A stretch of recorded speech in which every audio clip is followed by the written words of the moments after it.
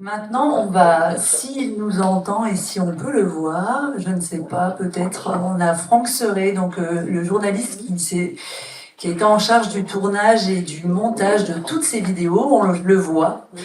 Je vois Franck et on espère pouvoir l'entendre parce que voilà, ce parcours digital, c'est 4 heures de contenu, donc 36 vidéos. Le montage, ça a été, le tournage, ça a déjà été toute une histoire. Le montage aussi, ça a été un réel travail minutieux avec Franck. Et voilà. Et donc Franck normalement est là et j'espère qu'on va pouvoir l'entendre.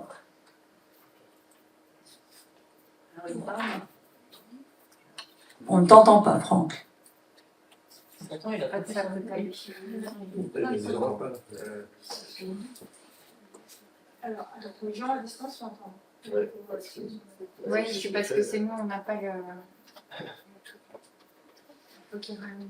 Vous pouvez activer le son. Oui, il faut activer le son. Voilà. Normalement, on t'entend. Franck, on t'entend. Peut-être, tu peux J'ai tester. plus de son, moi j'ai plus de son. C'est parfait. Ouais, si ça C'est bon. Alors oui, en tout cas, bon, je veux parler puisque les gens me disent que je vois, voilà, on m'entend bien. Donc en fait, je suis désolé d'être en visio, mais en fait, je suis en montage là, pour mon prochain documentaire à Marseille et je vais donc pas être à Paris pour la journée. J'ai juste dû absenter la salle de montage le temps d'intervenir. Pour me présenter rapidement, en fait, moi je suis journaliste pour le magazine Faire Face de Vive le Handicap et faire-face.fr qui est le site d'information sur le handicap qui est le pendant internet du magazine papier Faire Face.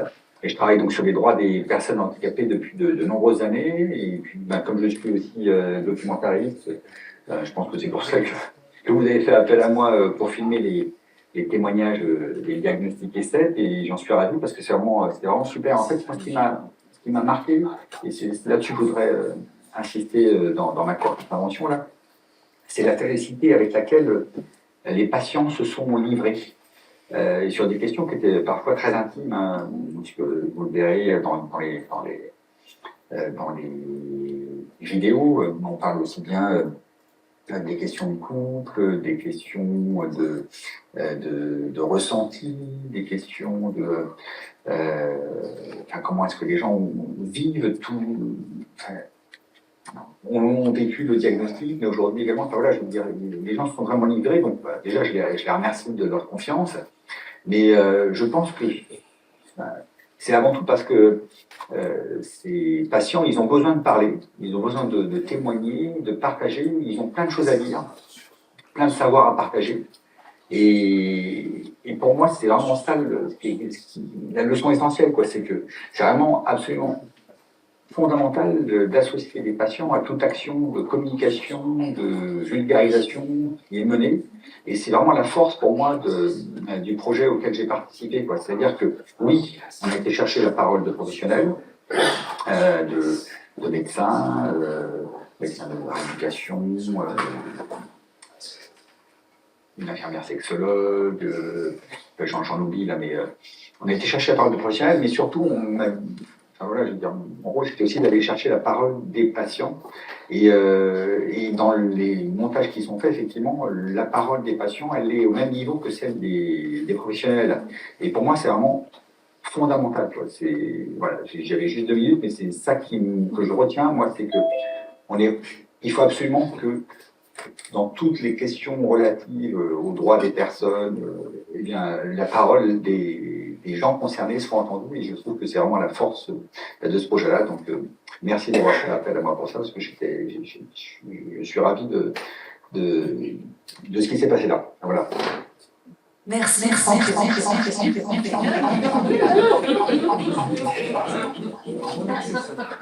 C'est un grand merci. Qui dure. Alors oui, vraiment un grand merci, Franck, parce que c'est vrai que, on te remercie parce que voilà, tout le monde a pris plaisir à travailler avec toi. Et Isabelle voudrait d'ailleurs dire quelques mots. J'ai trouvé que ces moments de filmage étaient vraiment très très intéressants. Ça s'est très bien passé et vraiment un très grand merci aussi de ma part. Franck, c'était très important et je trouve que ces films qui ont été tournés avec des personnes différentes, dans des lieux différents, avec des professionnels et des personnes atteintes de CEP, c'était vraiment quelque chose de très important et j'ai vraiment été impressionnée par le résultat. Je trouve ça vraiment chouette. Merci beaucoup. Merci. Alors maintenant, on va pouvoir vous accorder du temps pour répondre à vos questions ou pour accueillir vos réactions. Donc, on vous donne la parole. Je ne sais pas si Aude a des questions dans le chat. Malheureusement non, parce qu'avec le problème de son, les gens ont eu beaucoup de mal à suivre. Donc n'hésitez pas à poser des questions, même sur des choses que l'on aurait déjà dit, parce que toute la présentation en fait du site InfoCEP, ils l'ont malheureusement loupé. Oui. Donc peut-être que déjà dans la salle, certains ont des questions pour lancer, et ça permettra peut-être de lancer après les questions via le chat. Oui, on peut. Est-ce que quelqu'un a une question particulière sur le site?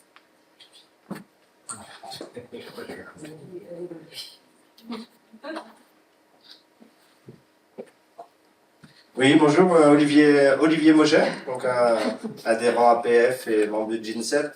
Je suis personnellement touché à travers mon épouse, donc je salue le lancement de ce site parce que c'est vraiment, Isabelle l'a très bien dit, un peu le coup de massue qui arrive quand il y a le diagnostic. Et je sais qu'à titre personnel, la première chose que j'ai faite, c'est que j'étais sur Internet et là j'ai eu très peur parce que finalement, effectivement, la prise en charge de la CEP évolue au fil du temps. Hein.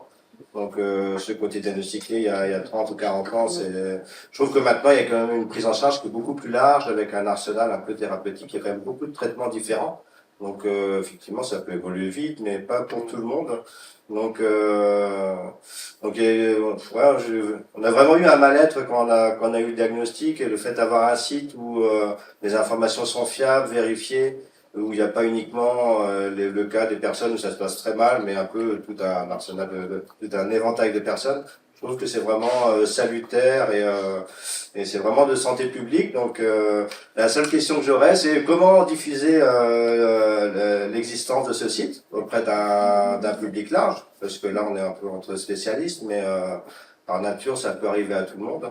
Donc voilà, peut-être des questions sur le plan de communication, comment que le site soit affiché, je sais pas moi, dans les salles des neurologues, où c'est souvent un peu la première porte d'entrée. Merci. Et du coup, dans le chat, ça a permis qu'une question arrive exactement sur la même question en fait. Un kit de communication sera-t-elle mis en ligne, et comment les professionnels des délégations peuvent avoir un compte administrateur également pour travailler ces questions-là en délégation? Voilà, 2 questions en une, en fait, comment on l'utilise concrètement et comment on le fait connaître. D'accord. Alors, concernant la communication et le kit de communication, on travaille actuellement avec le service communication pour justement avoir tous les outils en fait pour lancer, faire la promotion en fait d'InfoCEP et du parcours digital de la CEP. Donc, on travaille actuellement sur le sujet avec la DIRCOM. Notamment, il pourra s'agir de posts sur les réseaux sociaux. On a la vidéo promotionnelle qui a été donc réalisée par Romain avec un teaser, donc qui pourra être utilisé pour faire des posts sur les réseaux sociaux. On se chargera également de faire réaliser des affiches qui pourront être diffusées dans les délégations. Pourquoi pas des affiches avec un QR code qui amènera directement, ça marche très bien, qui amènera directement vers le site. Et puis en interne, on aura aussi des outils tels que des bandeaux signatures, des choses comme ça, pour que ça circule bien en interne. Un communiqué de presse est prévu. Evelyne, voilà. Et voilà. Et en effet, c'est vrai que c'est pas la fin, c'est le début, parce que InfoCEP, c'est ok, on l'a créé, c'est très bien, mais maintenant, en effet, il faut le faire connaître. Donc, au niveau de la com, il faudra en effet qu'on relâche pas et qu'on soit tous ensemble pour le faire vivre et pour le faire connaître, pour le faire connaître auprès des personnes concernées, des professionnels, et que ça soit en effet auprès des professionnels qui sont impliqués dans le champ de la sclérose en plaques notamment. Il y a aussi France Asso Santé. Pardon ? Il y a aussi France Asso Santé, Oui. dont nous sommes Travaillons. Oui, c'est vrai, il y a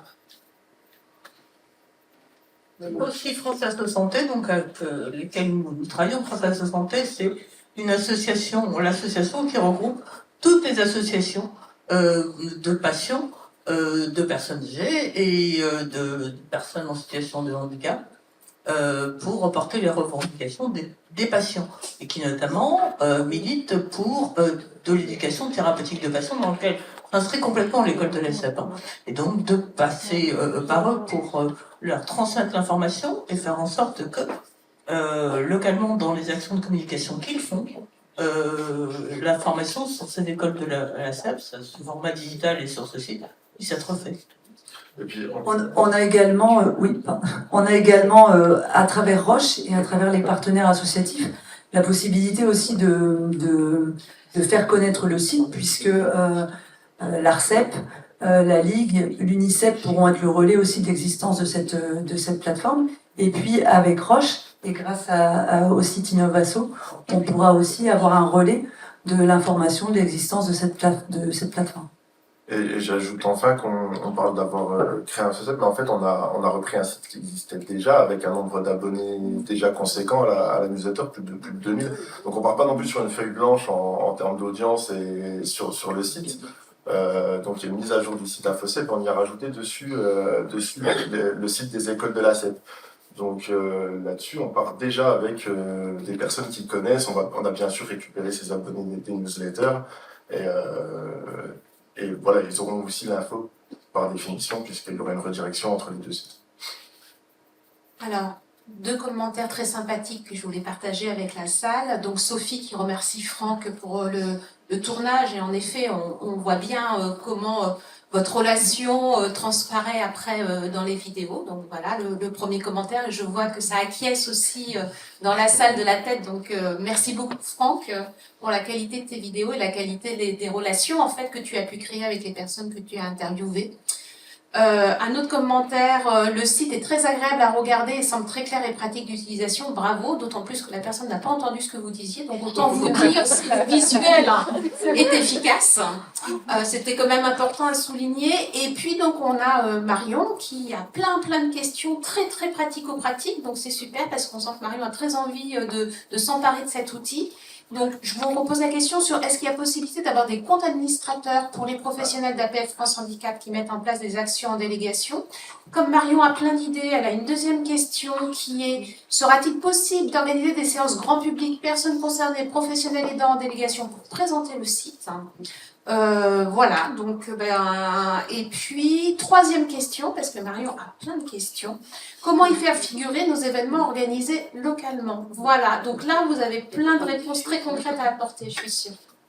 Romain est dans les starting blocks pour répondre. Oui, parce que en fait, bon, déjà pour rassurer tous ceux qui n'ont pas entendu la présentation du site, on a avec Jean-Paul beaucoup dit, il y a un bouton événement, ça permet de voir des événements, il y a un bouton annuaire, ça permet de voir un annuaire. Donc ce que vous avez vu concrètement devrait suffire. Par contre, pour les comptes administrateurs, en fait, on peut techniquement, mais est-ce qu'il y a besoin, par exemple, sur les écoles de la CEP, il suffit de créer son compte personnel. C'est ça, par contre, que vous n'avez peut-être pas entendu.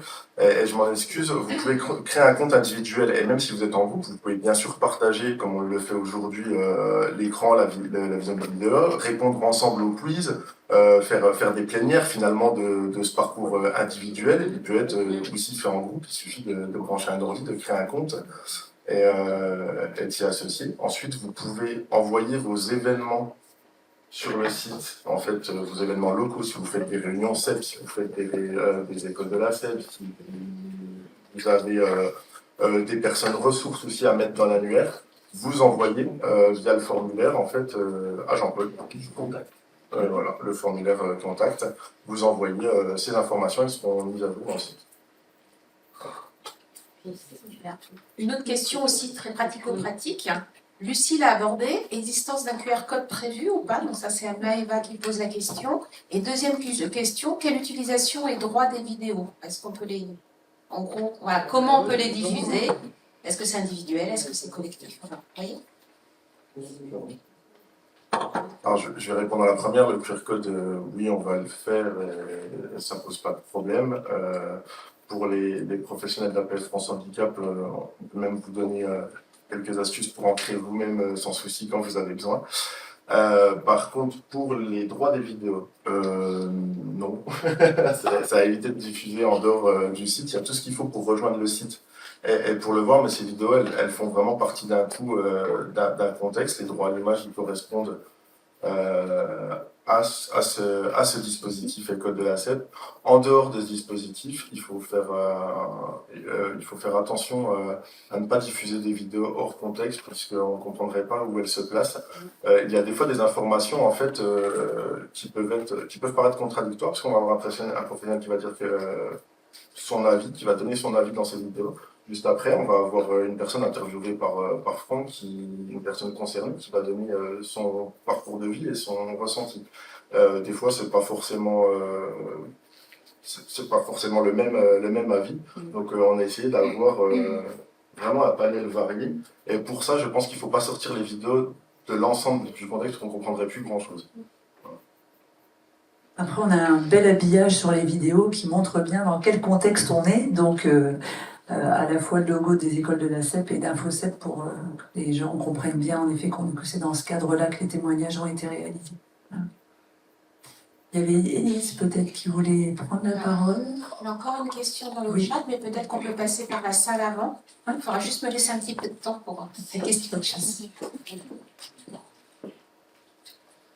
Bonjour, donc Élise Martinez, chef de projet aidant et sclérose en plaques en région PACA-7. Enfin, en région PACA et Corse, pardon. Non, je voulais juste dire que pour nous, donc j'ai contribué à ce travail aussi et que c'est le début pour nous aussi d'une autre aventure qui constituera aussi à proposer, bien sûr, aussi des choses en présentiel en parallèle, telles que les groupes de parole, mais pas seulement. On s'est dit qu'effectivement, les gens allaient commencer à aller voir les vidéos, mais qu'il faudrait aussi animer des temps aussi d'information concrets avec des réponses, des temps d'échange concrets avec aussi les gens qui auraient participé au suivi de ces formations chez eux. Donc voilà, ça reste encore à monter. On a travaillé depuis 2 ans sur ce montage des modules, des vidéos, donc merci à Roche. Mais il y aura aussi des webinaires qui seront prévus, des temps de questions-réponses. Donc voilà, c'est encore en ébauche, mais donc soyez certains que l'accompagnement, il va aussi encore se poursuivre dans une logique de parcours qui s'inscrira dans le temps aussi. Parce qu'on sait qu'il n'y a pas de présentiel dans tous les départements, même si c'est ce qu'on souhaiterait. Donc voilà, c'est toujours, avec le Covid, je pense qu'on a vu qu'il y avait des réponses hybrides, c'est-à-dire et en visio, et en présentiel, mais parfois quand il n'y en a pas, ça permet quand même de proposer quelque chose, mais on s'attellera aussi à prolonger cette offre dans le temps. Après, avec tout l'avantage aussi de faire les 2 formats, et avec aujourd'hui Parcours Digital, les 2 formats ont leurs avantages aussi. C'est la visio, c'est la possibilité de franchir parfois le pas, d'aller vers ce type de dispositif, de toucher du doigt la pérédance pour ceux qui sont nouvellement diagnostiqués, par exemple, et peut-être après d'intégrer une école en présentiel, ou un groupe de parole, ou autre chose. Et après, en effet, ça remplace pas, sur d'autres aspects, ça remplace pas, évidemment, enfin, c'est mieux que moi, Élise, mais ça remplace pas le présentiel pour le contact, pour les échanges entre pairs. Chaque format a ses avantages et ses inconvénients. Et justement, c'est parfait en fait parce que ça fait le lien avec la dernière question que j'avais dans le chat qui dépasse un peu la question de ce site-là. Et la question c'est, est-ce qu'il y a des références CEP dans les départements et notamment le département de la Manche? Merci. Comment on fait concrètement pour trouver quelqu'un avec qui discuter quand on a la sclérose en plaques? Alors je dirais que la première porte d'entrée, c'est la délégation du département, avec son DT2A, donc directeur territorial des actions associatives, et puis à partir du DT2A, à partir du département et de la délégation trouvera le référent, la personne qui pourra être à même de vous orienter, d'orienter les personnes sur les services autour de la sclérose en plaques. Peut-être répondre que non, il n'y a pas de référence. Dans l'ensemble des départements, ça dépend des organisations en fait de C'est ça. chaque délégation. Et c'est- Mais il y aura toujours la possibilité d'accueillir des personnes. Tout à fait. C'est pour ça, parce que peut-être ça, vous l'avez pas entendu dans la présentation, c'est pour ça qu'il y a un annuaire dans le site de personnes ressources ou d'organismes ressources, donc il y a les délégations bien sûr, et puis petit à petit ça va s'étoffer, on va mettre tout ce qui peut tourner autour de la scène, toutes les personnes ou les organismes qui peuvent apporter une réponse au niveau local. Le numérique, c'est pas une fin en soi, ça aide c'est un outil qui aide à se rapprocher des bonnes personnes. Donc cet annuaire, on y a passé du temps pour trouver facilement les infos. Et je pense qu'il a un vrai intérêt dans le site InfoCep pour aller trouver localement les réponses. Donc, petit à petit, ça va s'étoffer. Et je pense que dans la Manche, il y aura petit à petit des référents. Oui, l'idée c'est, selon les régions, en effet, chaque région a son écosystème d'organismes, d'associations qui existent. C'est très spécifique d'un endroit à l'autre et en effet donner une visibilité à chacun en fonction de où il est, de ce qui existe autour de vous, que ça soit la Ligue, que ça soit nos partenaires associatifs, que ça soit nous, enfin peu importe. L'idée c'est de trouver au plus près ce qui correspond aux besoins en termes de format, ce qui correspond aux besoins des personnes sur le terrain. Il y a une question encore.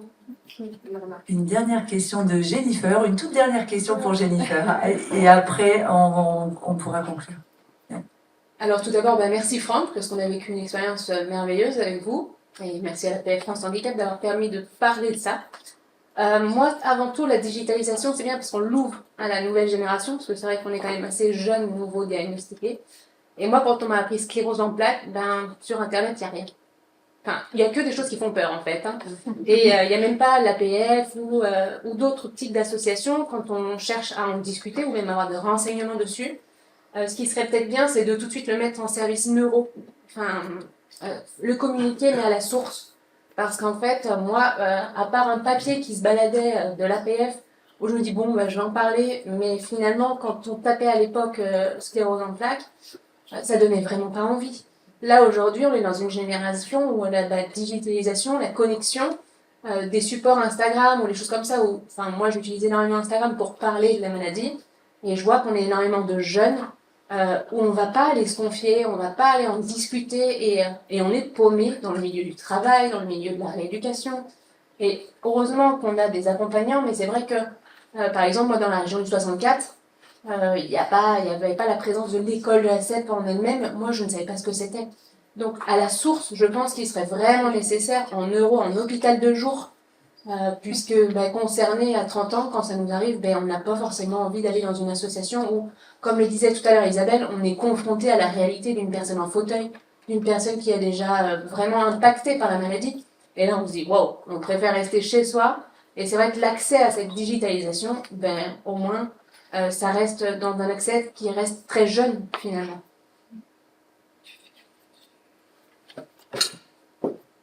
Merci Merci Jennifer. beaucoup. J'ai encore deux petites choses, si on a Oui. un petit peu de temps. Donc, il y a un groupe de parole dans la Manche. Donc, vous voyez tout l'intérêt d'échanger ensemble. Merci, David, pour cette réponse. Virginie, qui n'a pas dû bien entendre tout à l'heure ta présentation, Romain, c'est où pouvons-nous trouver les témoignages sur le site? Parce que tu en as parlé, donc ce serait bien que tu le redises, malheureusement. Et puis, comme vous le savez, donc on avait travaillé avec UNICEF, ARCEP, LF7. Et donc, du coup, Carole de l'UNICEF, merci d'être là, nous dit le site est très riche et il sera sans doute intéressant de faire des webinaires sur des thématiques précises du site, comme un focus sur l'annuaire, etc. Donc, encore une autre idée pour promouvoir le site. Merci, Carole. Je vous laisse répondre à la question de Virginie. J'ai remis le site, est-ce qu'on m'entend toujours et est-ce qu'on voit ce qui se passe?